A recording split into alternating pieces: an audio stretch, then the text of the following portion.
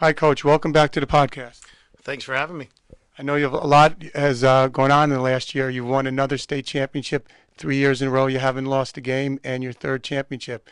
Last year, when I spoke to you, you weren't sure about the expectations that they for this year. And did you exceed what you thought you could accomplish? Oh, absolutely.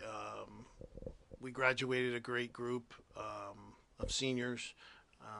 We were going to play some young players. I think we started six sophomores by the end of the year. So, if you told me we would be back where we were, go 12-0, win another state championship, starting six sophomores, I would have told you were crazy. But we did it how good teams do. We play great defense all year long. In 12 games, we only let up 90 points this year. And, our offensive guys, I mean, we didn't score a lot of points, but we also didn't turn the ball over. I think we only had 7 turnovers all year, which for a young group is pretty special. And, it's just the senior group really, came forward, really took charge, great leadership.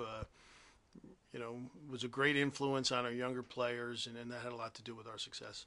Do you think you're in a position now with the sophomores they've learned? Will they be able to carry on this tradition next year? I hope so. I know we have a lot of work to do. Again, we're graduating another great senior group, and I think we only have 11 returning letter winners coming back next year. So we've got a lot of work to do in the off season, in the weight room, getting faster, stronger, things like that. So we got a lot of work to do. But that's the exciting part of building a high school football team. When I've talked to the people in the community, they have the same thing to say. They say, "How was this? How were you able to do this 3 years in a row?" People just, I'm sure it's happened so fast for you. Maybe we can explore together how you were able to accomplish this, and your team was. Yeah, I try to kind of figure this out, and I haven't been able to, and I think that's a good thing. Each team was different. Our 2015 team was very talented on both offense and defense. It's one of probably the most prolific offenses that Westville's ever had. Maybe a few of Coach Kaler's teams. The '77 team as being one of them. But last year's team, we had some good players coming back, and I thought we could be good. I don't know if as good as the 2015 team. This team really exceeded my expectations. But again, all three were different. They all take on a different personality. The 2015 team was spot on, focused from the start. They wanted to win a state championship, play at MetLife Stadium. I mean, I don't think we had a bad practice in 2015. Last year's team dealt with a lot of injuries, and their strength and resolve really just stood out. This year's team just never panicked. Just didn't get down when the offense struggled. The defense picked it up, and even when we needed offense, we got it. So each team was very different. So I wouldn't say we're like a machine. I wouldn't say it's that same formula that works every year. I think we've been able to use our playbook to what makes our players play their best, and on offense and defense. And we've been a little bit different each year in the way we've approached game plans and preparation. So I think that's what makes it even more special, that we've had great success. We've had 3 state champions in a row, but they've all been different. Well, what specifically has, other than the young guys? I know they had a slogan this year: "Refuse to lose," and I don't even think that was a slogan. I mean, I just think that that was an attitude. That was almost an unspoken attitude that this team just was going to refuse to lose. I mean, this was the first time in 2 years that we were losing in games, and or really struggling at times in games, and they never panicked. They never got down on themselves. We were able to make adjustments at halftime and come out in the second half. I think on defense in the second half, I think we let up, only 9 meaningful points in the second half of all our games this year. I don't think it's not something they talked about. I think I talked about it probably a lot, in interviews and things like that. But that was just the attitude, and it was they didn't have to talk about it. They just went out and did it.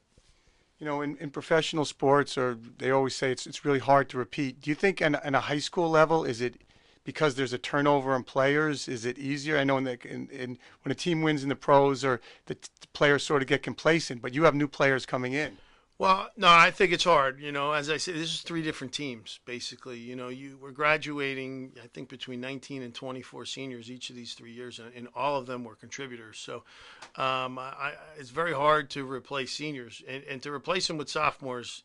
You just can't do that. So, you've got to have good junior class that's going to come up and replace those guys, and then you got to have those juniors that played, you got to have guys that can replace them. When you come back after a great year, a great junior player can't come back as himself. He's got to come back as one of those seniors. He's got to, get better each year.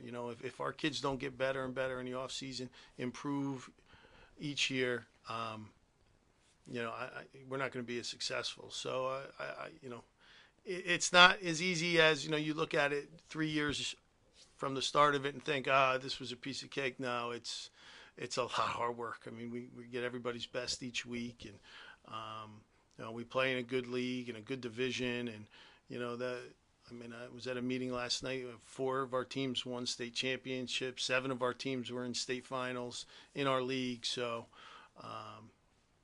it's not easy. That's for sure. And also, you have to have the ball bounce your way in certain situations, Sure. correct? I mean, that's a big part of anything you do, and we emphasize to our kids about, if you play hard, if you play fast, if you play physical, you're going to get the roles, the calls. And we stress that. I know, and I've talked to throughout the community. I've talked to former players of yours and parents and coaches who've coached with you, and they say that your X's and O's. You've created a winning culture with leadership, and also you've stressed fun, and there's definitely been discipline involved. So you've managed to sort of put all those aspects together. Yeah, I mean, the way you say it, it's a lot, but I think when you hit on all of those in small doses and throw them at the team, I think you can be successful. I mean, we have a great coaching staff, great kids. This is a great community. Our parents are great. It's very. It's enjoyable for me to work with the team, but also to work with the parents too. I don't know if that's the case in a lot of other places. So that really helps in what we're trying to do, and it's very important. But when you have good kids that know how to have fun, but know when to be serious, and know how to work hard so they can have fun and make it enjoyable, that's what makes it special. In terms of having fun, and they are kids, and if you could take me through when the bus pulls up in front of MetLife Stadium, these guys must all be like, they're walking into a stadium where Eli Manning plays and Odell Beckham Jr. They're going into these locker rooms, and how do you keep them grounded? Well, luckily they do a field trip before. So before you get to play there, you get to spend a little time there. So we did that first, and the funny thing is there's not a lot of time to really. I think the one good thing about just the way that the process works when you go there is you basically get off the bus, go through a metal detector, go in the locker room, get dressed, and go out in the field. Like, there's not a lot of downtime there to kind of look around. You really don't have that much time. So in that regard, the schedule really helps. But I never got to play in one of these things. And I mean, I've gotten to coach in it, but our kids do a great job with just taking that whole atmosphere on. And I can't say I've coached them up on it because I don't have any experience in it. From our first group in 2015, they went about their business. They get in that locker room, and we kind of do things a little bit different than we normally do on a game day because we don't have time, not because it's a state final, and really, if you take away the amount of time that they can look around, I think we can get down to business, and we've been able to do a pretty good job of that, and everything goes pretty good. In terms of the locker rooms, is the Giant locker room? Does one team get the Giant? Both the Giants and the Jets have visiting locker rooms. Right. So both teams are housed in one of the visiting locker rooms, which is beautiful. It's just they're huge lockers. Every locker has an outlet. So for the first time in probably their lives, 70 kids' phones were being charged all at the same time because they all bring their chargers and plug in. but it's pretty cool. You know, I think the first year the Patriots were the last team in the locker room, so everyone wanted to know where, where Brady's locker was, and sometimes they leave some stuff up on the board and stuff. The Bears were in it last year, and this year it was the Carolina Panthers. So everybody thought they were in Cam Newton's locker. So it's pretty cool, and it's just like a pro locker room. There's a bench. Everybody pulls a bench out, puts their helmet out in the slot for the helmet, and they feel real good. There's TVs in there with countdown clocks, and they have the game before on, so they really know where we stand in terms of time. So it's special. It's nice. They do. MetLife in the state does a great job of just organizing the event to make it special for the kids. So when these kids look back on it, this is an experience. Now you've got three groups of kids that have the same amazing experience. You play a game in there on a Thursday night, and then on a Sunday there's an NFL game there, and you turn it on and watch, and it's a little different feeling. I know it is for me. I guess it is for the kids. And then you go in that stadium, whether it's for a football game or a concert, and then you can just think that you were playing a game on the field with fans in the stands cheering for you. It's pretty special. And you've said that the Westfield fans are among the loudest and the.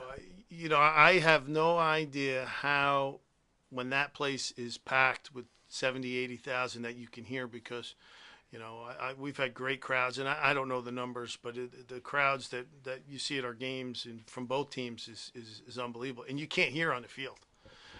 It's loud, and I don't know what percentage of the stadium's filled, but it's not a lot, and you can't hear. So I can't imagine what it's like when that place is packed for a Giant or a Jet game.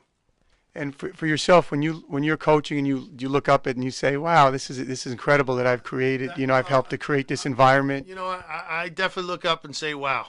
I don't put it on myself, but I put it on our kids, that our kids have, been able to accomplish and get to this spot. But yeah, you look up and it's just all those people, and it's a great feeling.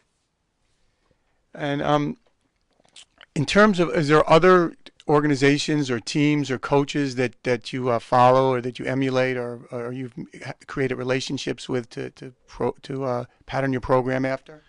I think with I know high school football, but a lot of everybody steals, and we go out as coaches in the wintertime and go to a lot of clinics and trying to steal what works from a lot of different programs. There's great college football in New Jersey, and Rutgers, and Montclair State, and Monmouth, and Princeton, and those guys will always help us out and open their doors and work with us and give us what they have, and we learn from them. But we've gone out to a bunch of different schools and listened to coaches, and so yeah, we steal from everybody and try and take what we think will work for us or modify it that works for us. But yeah, we as coaches get out and try and, I wouldn't say one particular person. There are guys that, from a position standpoint, Kyle Flood was the head coach at Rutgers, but I go back to following him when he was an assistant at Hofstra and do a lot of things from an offensive line standpoint. And then when they were at Delaware, we stole a lot of stuff from them, what they do on offense. So a lot of different places. And on a personal note, I know that your son won a state championship at Somerville. Yeah, I can honestly, now I know what our parents have experienced the last 3 years, because I got to experience that, seeing my son win a state championship at Somerville High School. What an experience.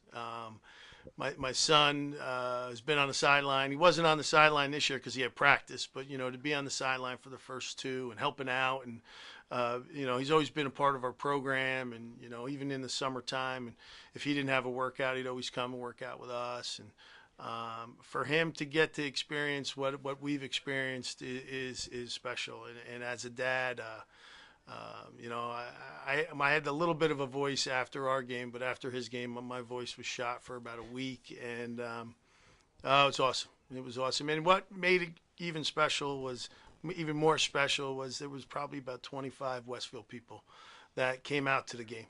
Families, players, coaches, parents came out to support me, support my wife, support my son, my family. It was awesome. And even at the stadium Thursday night, my son got there a little bit late because he had practice, and people are coming up to him and wishing him luck. And when we got back to the after the bus dropped us off back at our field house, same thing.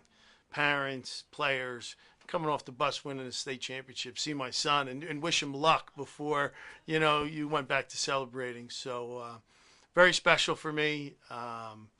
Very for my family, and just very proud and excited to be a part of this community. Just for the support that they gave our kids and my kid too. So you played your game on a Thursday, and he played at MetLife They Stadium. played at Rutgers Saturday. Saturday night they played Rumson Fairhaven, beat them 20-15. Oh wow! So it was a good game. Oh yeah, real good game. They scored late, and he's an offensive lineman, had a great game. I'm really proud of him. Oh great! Now your role also, you work here at the school as an assistant principal. How does those dual roles work together?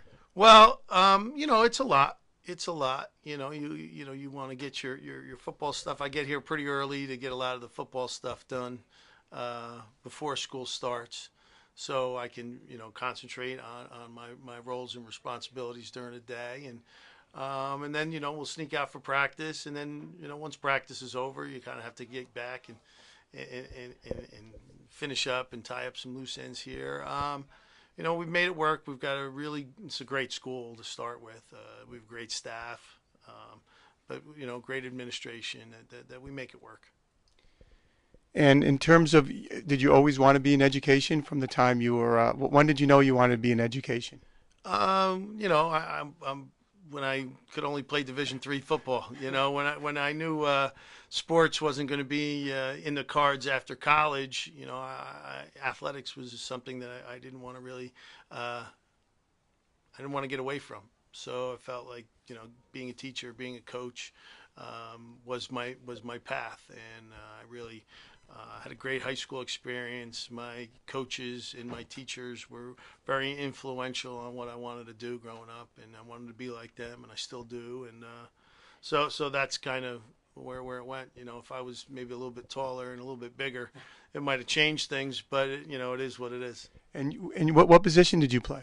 I was an offensive lineman. I went to Montclair State. I played there for 4 years as an offensive lineman, and had a great experience there, both on and off the field, and just led me to this point. And you grew up in northern New Jersey? Yep, I went to Pompton Lakes High School, Passaic County.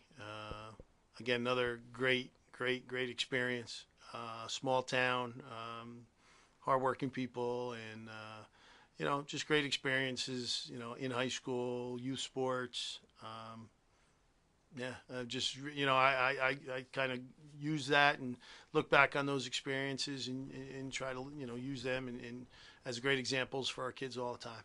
And last time we spoke, you said that your mom and dad growing up instilled a work ethic in you that you think helped with your coaching and everything you do today. Yeah, my mom was she was a nurse, worked in the delivery room for 40 years, and when we were in school, she worked nights, weekend nights.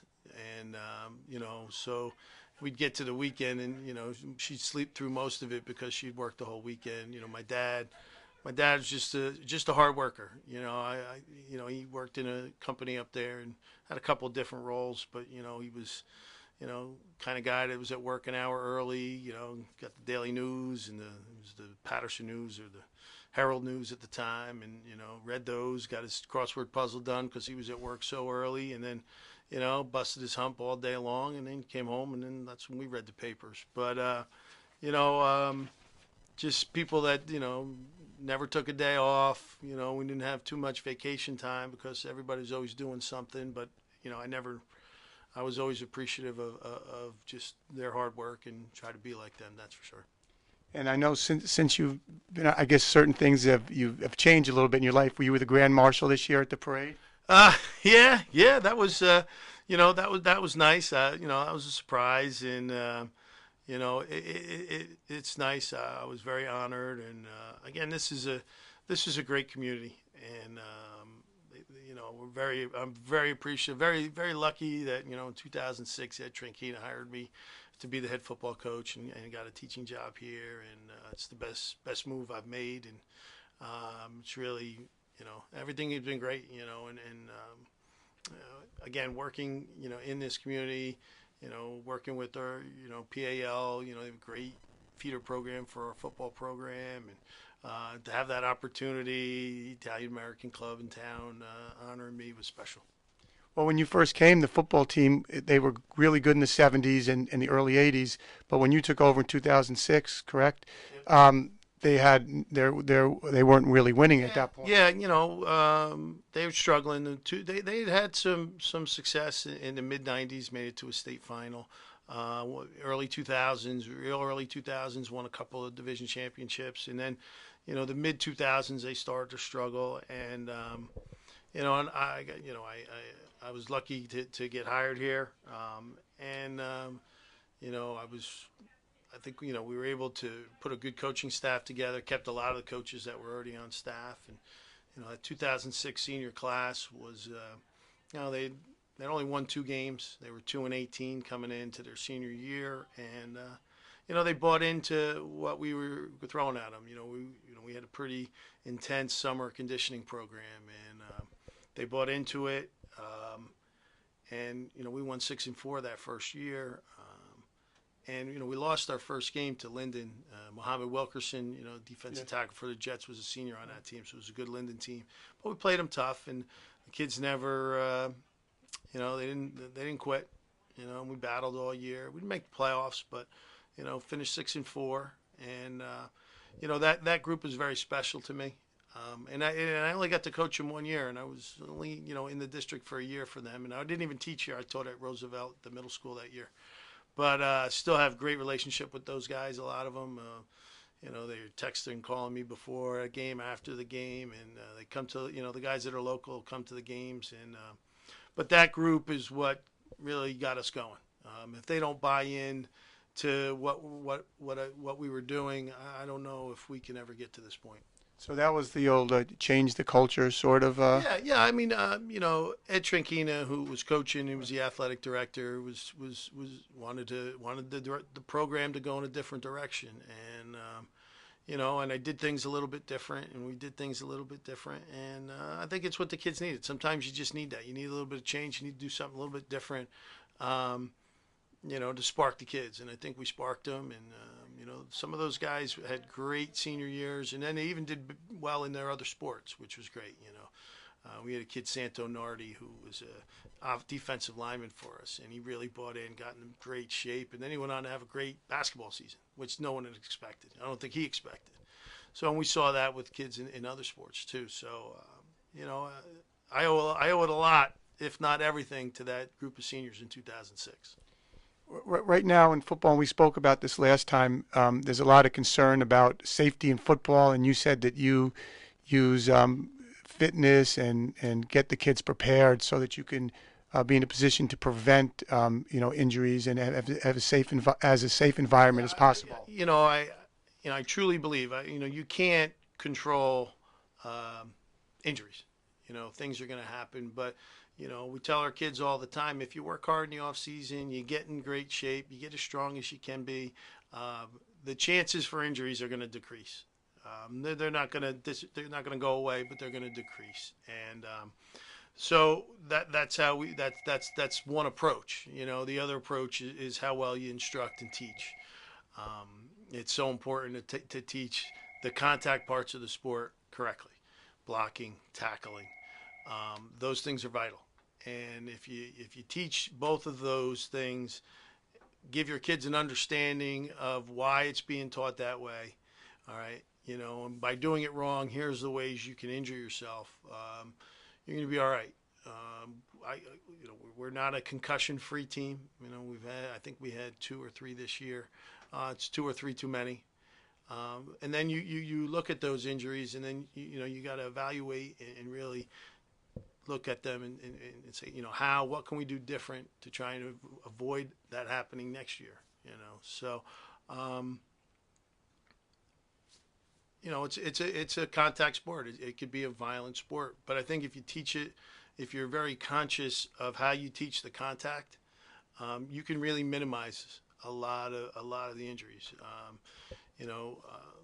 Our kids have really done a great job of just, we tackle well. And we teach it hard, and we constantly go over the fundamental parts of tackling.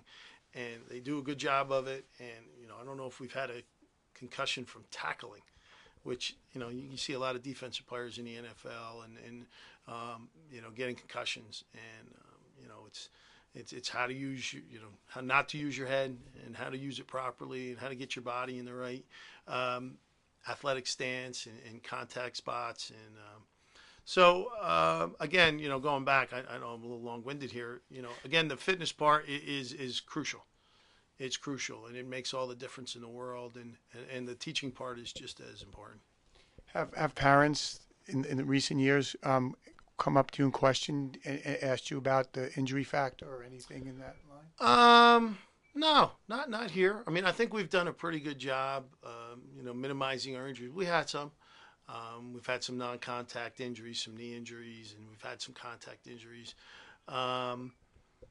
But no, we usually do a winter clinic with the PAL coaches with our youth program, and we try to really explain how we're going to teach these things, how we're going to teach tackling, how we teach blocking, and I think they do a great job down there. Our youth, our feeder programs are tremendous, and but no, I mean I haven't been questioned about it, but again we work hard as a staff to teach and to try and avoid as many injuries as we can. Well, obviously, there's a lot of positive sides of football in terms of building a team and leadership, and winning is fun. And you've seen a great deal of positive things come from your teams. Yeah, I mean it's just it's the ultimate team sport. I wish we've got 67 players from sophomore to senior in our program, and I wish every one of them could play. There's one ball, so not everybody can carry the ball every play, and there's only 11 spots on offense and 11 on defense. But the truth is, we try and tell our kids, there's really 88 starting positions in football. You count all the special teams, and they're all important. So we try to get as many kids out there and on the field as we can, and we can't get everybody out there, and that bothers me. I want everybody to play and be a part of it, but we emphasize Tuesdays and Wednesdays so much in our program about preparation, how to get to Saturday, to make Saturday hopefully easier for us, and the efforts from all those 67 kids on Tuesdays and Wednesdays are what make us who we are. And and again, it goes back to being the ultimate team sport. Not everybody can carry the ball every play. Not everybody can be in there, on the big, on offense or defense. And there are guys that have make a great impact on a program that not always get on the field on Saturday. They're doing it on Tuesdays and Wednesdays, and doing these little things that help make us better. And again, that comes back to being an ultimate team sport. And then now you feel bad you didn't get on the field, but you'll look back in 5, 10, 15, 20 years and realize what the impact of being part of this team or that team does for you, and I think it'll always be a positive. Well, while we're concluding here, what would you like when the kids look back, not only winning, but what would you like them to think back about their time in Westfield High School and as football players here? That they enjoyed it. The wins are great. We'll learn from losses, but that they come back too. I want them to come back. My wife, at our Thanksgiving Day game, she usually sits on the other side because it's sunny on the other side of our home field, and she really, so she watches from there. And on the sidelines of our Thanksgiving game, she said you must have had 50 former players with their jackets on back at the game. And then I saw a picture on Facebook after the game of about 25 of them, took a picture, and that's special. We want the kids to come back. That's important to me, that they'll come back and come on our sidelines, come to practice before they leave for college in August, come to our games, and just come say hi. And I always tell them, don't be a stranger, but if they want, that they had an enjoyable experience. That they'll take the things from being on a team and being on a successful team, and they'll use those things in life, family, business, relationships. They'll use those things without even knowing. We all do that have played these team sports, but I just want them to come back with a smile. And if they weren't happy with the experience, I want to know about it too, because I want to fix it. And I know we have to talk about next year again. What do you think about looking forward to next year? Um, I think we got a long way to go. Kind of our weight room stuff. We'll get started in January, and then we'll start evaluating and see where we're at. We've got some kids that are coming back that can play, but we need some of our younger kids, our juniors to be seniors, our sophomores to be juniors, and even some of our freshmen to be sophomores. We're going to need those guys to step up and take on some big roles. Don't know if they can do it yet. We're going to find out, but we really haven't asked the kids to get in the weight room yet, and they're all popping in. So I like where we're going. And is there any way? Is there any funny stories or any anecdotes you'd like to end with?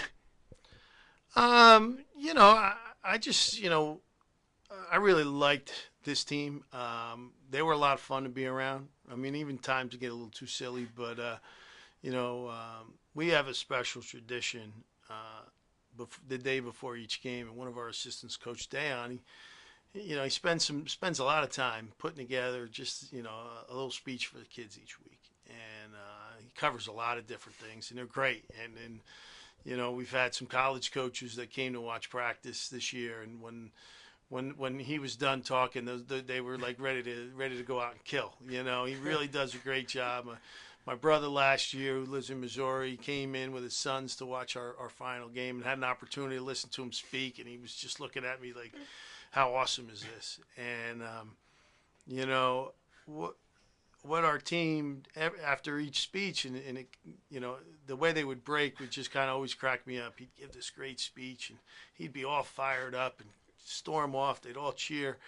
And then, Adam McDaniel or Stevie Barden would break with a part of the speech. But, as us coaches would walk away, it would always make us giggle. It would always make us laugh the way they broke the team. And, and that was great about, and it's been great about our program and our kids that, they take in what you say. They show it on the field. And they can still have fun with everything that we're doing. And that's important. That's special. What is the nature of the speeches? Are they comedy? No. They're all over the place, and we don't want to get too in depth because they're for this. They're for our team, and they're for the kids. And no, they're special. They are special, and I'm to the point where I even if I have something that I want to say to the team, I'm going to hold back. I'll save it for the next day. I'll save it for another time because our kids really enjoy them. But they get something out of it too. A lot of the themes that he'll come up with, we'll play the game the next day, and then you'll hear the guys still talking about it. You'll hear the guys that'll still reference back to what he said, and it's great. But again, all the coaches will be walking away while the team will break, and they'll break with something that just makes you giggle, and that's just the way they are. And so to be able to do what we've done. And then to be able to still laugh and joke around and have some fun too doing it is what really makes this experience incredible. So they're all walking away with big smiles and Yeah, they're fired up, and but they're able to, they take it in though. no, I mean they're walking away from the season with big smiles. Absolutely. I know they're ready to play after the speech. They're ready. Absolutely, to see the kids. We played on a Thursday. To have them come in Friday afternoon after school to give their equipment in. You have these great smiles on your faces, and then some of those seniors start to get emotional because it's the last time. But yeah, I mean it's a great feeling. It is a great feeling, and I try and encourage these guys to enjoy it because you never know if you're going to get back. And we've been lucky and we've been blessed to be able to do it 2 more times after 2015. But you never know, and that's just kind of the way we roll. Well, thank you, Coach. It's been great to talk to you again, and hopefully, I was thinking maybe we could do a part 2 because we have a lot of people in the community who have some questions for you. Awesome. Enjoyed sitting down talking with you, and anytime. Okay, thank you very much. All right, you're very welcome.